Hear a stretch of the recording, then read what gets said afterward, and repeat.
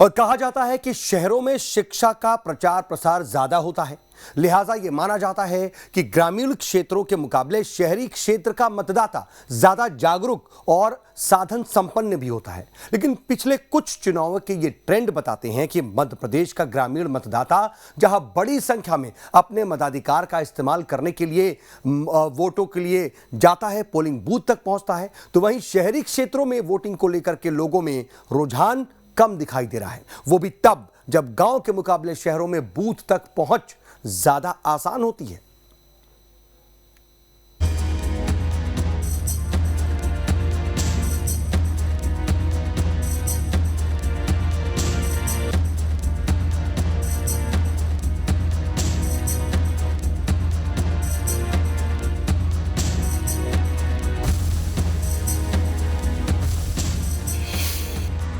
शहरी क्षेत्रों में क्यों होता है कम मतदान? अब की बार चुनाव आयोग का क्या है प्लान?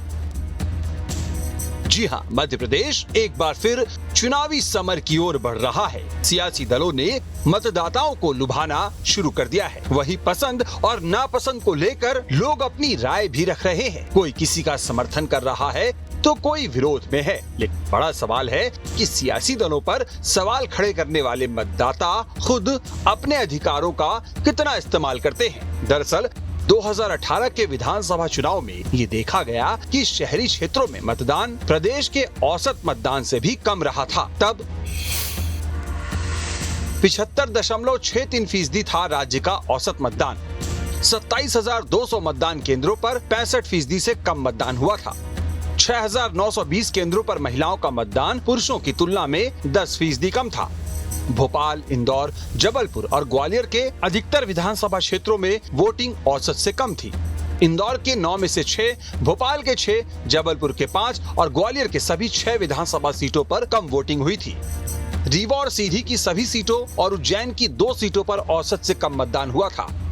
आमतौर पर आदिवासी क्षेत्रों में मतदान अन्य क्षेत्रों की तुलना में ज्यादा रहता है, लेकिन 2018 में अलीराजपुर की दोनों सीटों में मतदान 75% से कम रहा था।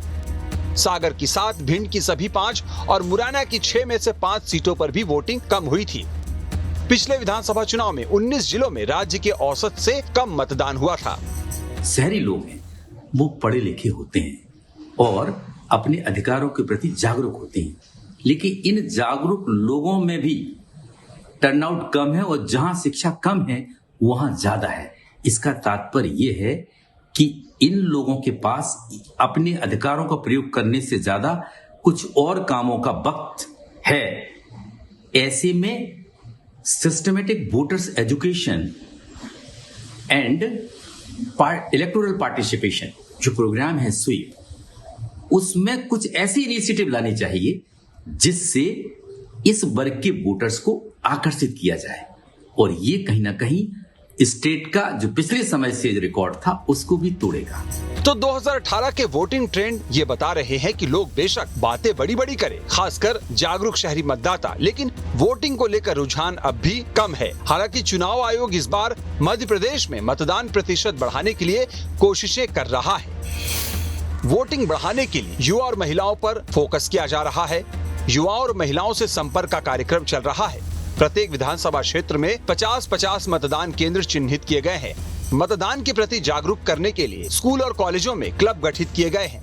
आंगनबाड़ी कार्यकर्ता, सहायिका, आशा उषा कार्यकर्ताओं को महिलाओं को जागरूक करने की जिम्मेदारी दी गई है। बुजुर्ग मतदाताओं को घर से वोट डालने की सुविधा मिलेगी। 80 वर्ष से अधिक आयु और दिव्यांग मतदाताओं को घर से मतदान की सुविधा होगी। आप देखेंगे कि हमने करीब 108 असेंबली कॉन्स्टिट्यूएंसीज ऐसी हैं जहां हमारा रेशियो 936 से कम। तो हमने फीमेल पार्टिसिपेशन बढ़ाने के लिए ऐसे 6,920 पोलिंग स्टेशंस को चिन्हित किया है जहां पर उनकी वोटिंग पुरुषों के मुकाबले में 10% से कम है। और सबके पास में स्वीप का कार्यक्रम चला के हम कोशिश करेंगे कि वो लोग वोट देने के लिए जरूर सामने आए। वहीं मतदान को लेकर कांग्रेस बीजेपी का क्या कहना है, ये सुनिए। और निर्वाचन आयोग भी लगातार इसमें ध्यान दे रहा है और ऐसी 95 सीटें उन्होंने चिन्हित की हैं पूरे मध्य प्रदेश में, जहां उनको ध्यान देने की आवश्यकता है। इस बार हो सकता है कि इस प्रतिशत में थोड़ा उछाल आए, क्योंकि हमारी पार्टी भी पन्ना प्रमुख से लेकर के नीचे तक की पूरी तैयारी कर रही है कि मतदाताओं को निकाल करके मतदान केंद्र तक लाना है। और दूसरा, जैसे दिव्यांगजन हैं या 80 वर्ष से ऊपर के बुजुर्ग हैं, इनको घर पर बैठकर मतदान करने की सुविधा निर्वाचन आयोग ने प्रदान की है। तो मुझे लगता है कि इन सारे प्रयासों से मतदान प्रतिशत बढ़ने वाला है, और मतदान प्रतिशत बढ़ेगा तो निश्चित तौर पर परिणाम बहुत ही सार्थक और निष्पक्ष होंगे। देखने में ये आ रहा है जहाँ शिक्षा कम है वहाँ वोटिंग ज्यादा होती है, तो अपने वोट का वो महत्व समझने लग गए आप, इसलिए वो सब के सब वोट देते हैं। शहर में लोग कैजुअल होते हैं, उनको लगता है वोट बढ़ रहा है, छुट्टी का दिन है, वो घर में बिताना चाहते हैं, वोटिंग कम होती है। मैं समझता हूँ कि शासन को ऐसा कुछ नियम बनाना चाहिए, और उसकी बीच में चर्चा भी चली थी कि वोटिंग कंपलसरी होना चाहिए, जिसने अगर वोट नहीं दिया उस पर कुछ दंड लगना चाहिए। जब तक ऐसा दंड प्रक्रिया नहीं होगी तब तक लोग, पढ़े लिखे लोग, वोट देने नहीं जा रहे।